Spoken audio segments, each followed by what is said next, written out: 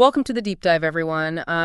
We've got some really fascinating stuff to dig into today. You guys sent in some great material, focusing on like this huge moment, right? The Israelites finally getting into the Promised Land after, Moses dies and Joshua takes over. So we've really combed through these sources, trying to like pull out the core, the essence of what this historical period was all about. I had a real turning point. Exactly, and our goal today is to really understand not just like the timeline, it's roughly 700 years after that initial promise to Abraham, somewhere around 2090 BC, culminating around 1405 BC. But the deeper meaning, right, how they actually took possession of the land and what it meant for them as a people. So, I mean, think about it. That's a long, long time. Have you ever like just thought about the psychology of that? Pursuing a promise your ancestors received, Yeah. the faith, the perseverance that would require? Yeah, that's a great point. It's not just moving into a new house. This is inheriting a vision, something passed down through generations.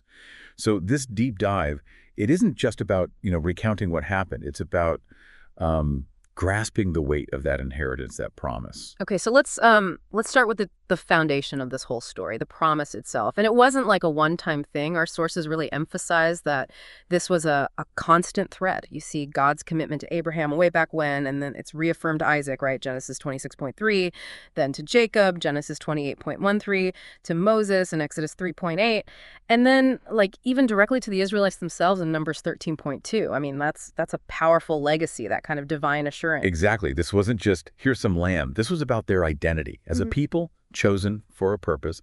The promise, it shaped how they understood their relationship with God, set them apart, gave them this unique destiny tied to this specific piece of land. Right, right. And then this massive shift happens. Moses, this towering figure who led them through everything, he dies. And his assistant Joshua steps in. I mean, talk about pressure, right? The very beginning of Joshua chapter 1 highlights this transition. And it's really striking how directly God speaks to Joshua. Like our source notes in Joshua 1.2-3, God says, "Moses, my servant, is dead.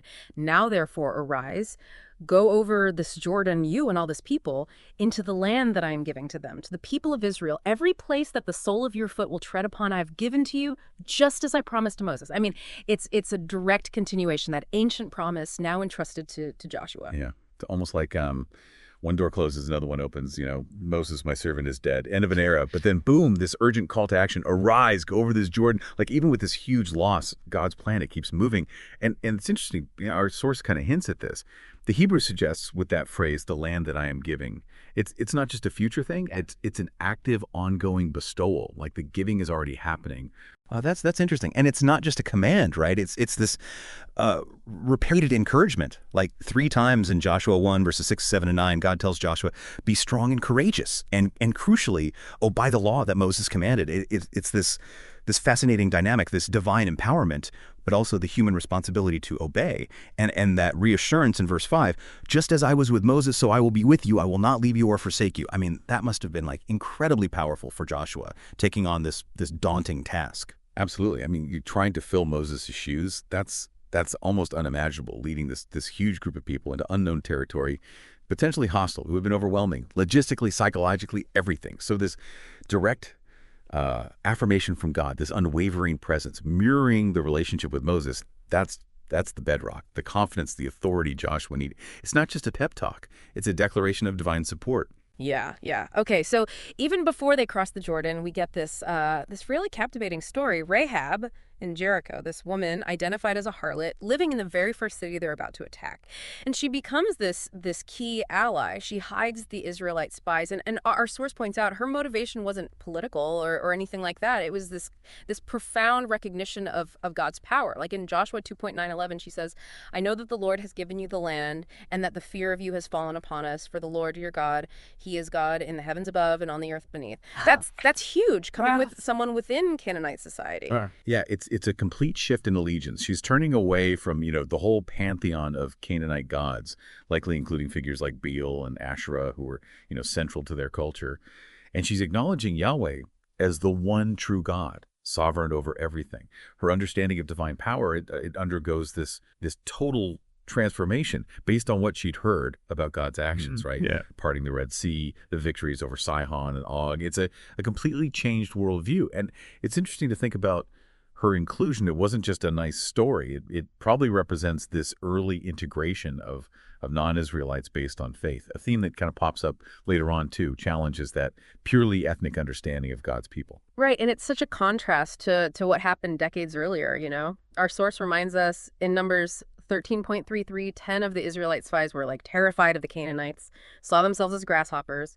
Yet here's Rahab, a Canaanite, saying her own people are terrified of the Israelites and their God. It flips the script, right? On who holds the power, who's vulnerable. It does. It's almost like the Canaanites understood what God was doing better than some of the Israelites did. Maybe that outsider perspective let them see the bigger picture. God's power at work without the internal doubts, the past failures that were holding the Israelite spies back. Their fear, it came from this lack of trust in God's promise. Whereas Rahab, based on what she'd heard, she embraced it. Her faith, even as someone outside the initial covenant community, that's powerful. It is. Okay, so with all this as a backdrop, right, this long-awaited promise, a new leader, empowered by God, even an enemy recognizing God's sovereignty, the conquest begins. Our sources lay out like 3 main phases militarily. A central campaign, then campaigns in the south and the north. And while the specifics of the miracles, like crossing the Jordan, the fall of Jericho, they're not super detailed in this material, the overarching narrative is clear, right? The Lord was fighting for Israel. Joshua 21.44 says, "The Lord gave them rest on every side, and none of their enemies could withstand them because the Lord had delivered them into their hands." Yeah, that emphasis on God's role, it's essential.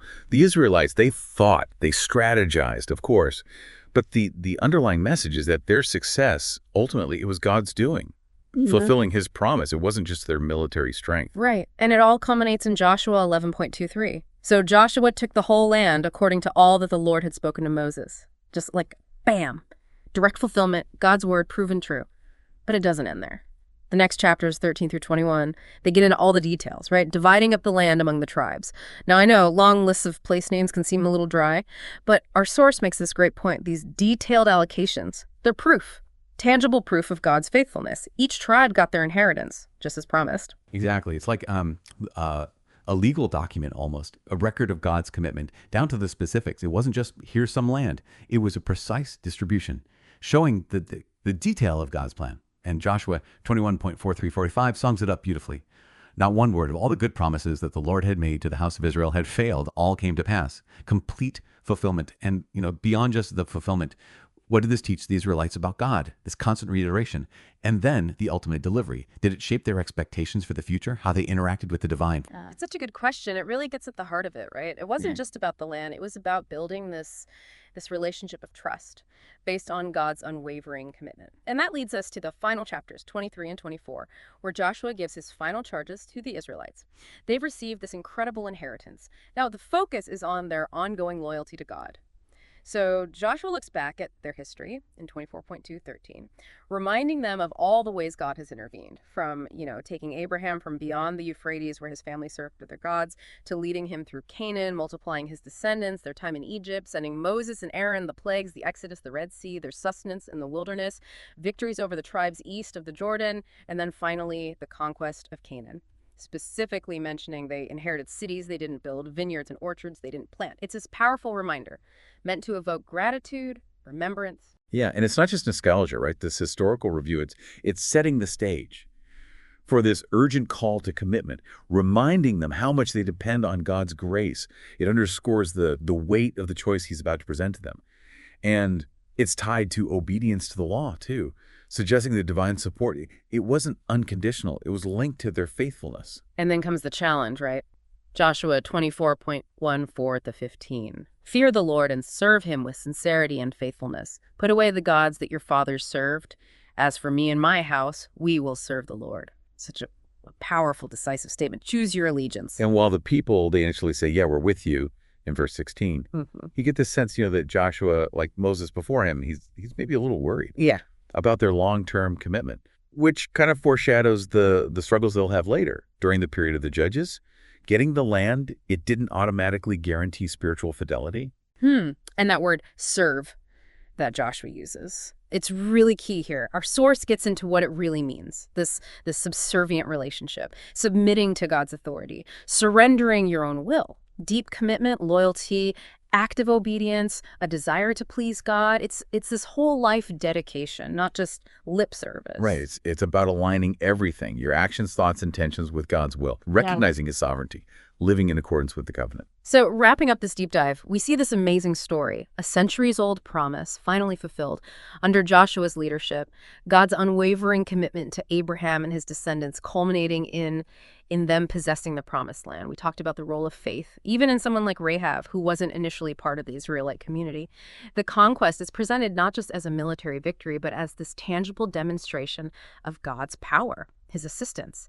And the narrative ends with this powerful call for the Israelites to respond to God's faithfulness with their own loyalty. And this underlying theme, it's God's incredible promise-keeping. Yeah, and that promise-keeping, it reveals something fundamental about God's character, as portrayed in these texts, this deity who remains faithful to his word across vast stretches of time, even when it seems impossible. It really makes you think, right? This idea of a promise-keeping ratio. In our own lives, how do we measure up? When we face what seem like insurmountable challenges, do we show the faith of Rahab? Or do we give in to the fear, like those 10 spies? It's a good reminder that receiving blessings, whether it's something tangible like land or something less tangible, it comes with responsibility to honor the source of those blessings. So hopefully this deep dive will encourage you to think about the promises you've made, the faithfulness you've witnessed, and maybe even explore the book of Joshua a bit more on your own. Thanks for joining us for this deep dive.